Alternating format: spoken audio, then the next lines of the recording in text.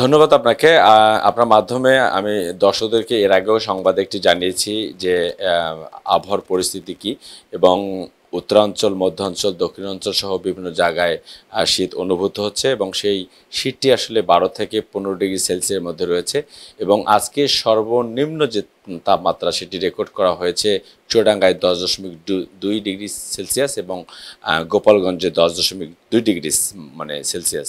তো আমার সামনে আবহাওয়াবিদ শাহনাজ সুলতানা রয়েছেন। আমরা তার কাছে জানতে চাই যে এই আবহাওয়ার আগাম যে আবহাওয়াটা, সেই আবহাওয়াটার কারণে কিন্তু রাজধানীবাসী কিছুটা হলেও শীত অনুভব করছে এবং বিভিন্ন জায়গায় শীত অনুভূত হচ্ছে, ঘন কুয়াশা হচ্ছে, মাঝারি কুয়াশা হচ্ছে।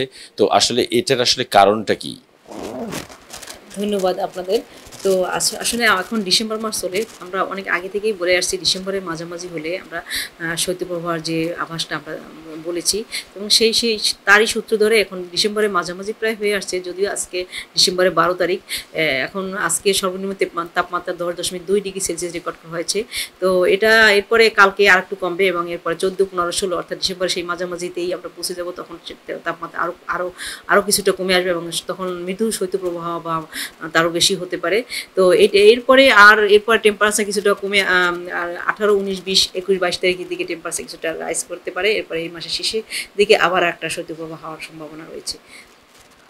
আচ্ছা, আপনারা তো আবহাওয়া নিয়ে অনেক গবেষণা করেন এবং আবহাওয়ার যে প্যাটার্ন সেটা সম্পর্কে আপনার ধারণা মানে রাখেন।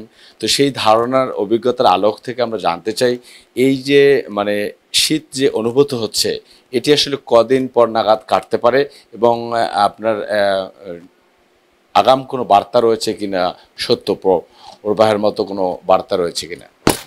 হ্যাঁ, ধন্যবাদ। আপনাকে কিছু আগেই আমি বলেছি যে এই শীতটা আরও 3, 4, 5 দিন থাকতে পারে। এরপর কিছুটা টেম্পারেচার রাইজ করার সম্ভাবনা রয়েছে এবং রাইজ করলে তার মানে এই নয় যে সেই গরম দিনের মতো তাপমাত্রা হবে।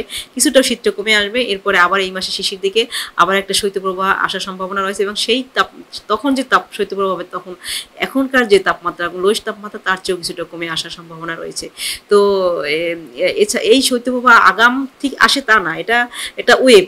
এটা আসে সাধারণত আমাদের হাই প্রেশার একটা ভারত থেকে একটা বিহার হয়ে যে একটা একটা হাই প্রেশার জোন, সেইটা জোনটা যে এলাকা থেকে ঢুকে সেই এলাকায় তাপমাত্রা সবসময় কমে আসে।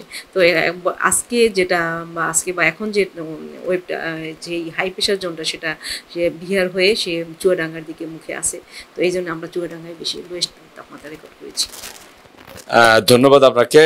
মানে আবহাওয়াবিদ যিনি আসলে জানাচ্ছিলেন আবহাওয়ার সর্বশেষ পরিস্থিতি এবং পরবর্তীতে আবহাওয়ার গতি প্রকৃতি কী হতে পারে এবং ভবিষ্যতে যে আবহাওয়ার ধরনটা কী হতে পারে সেটিও কিন্তু আমাদেরকে জানাচ্ছিলেন। তো এই ছিল আমার কাছে আবহাওয়া অধিদপ্তর থেকে সর্বশেষ খবর।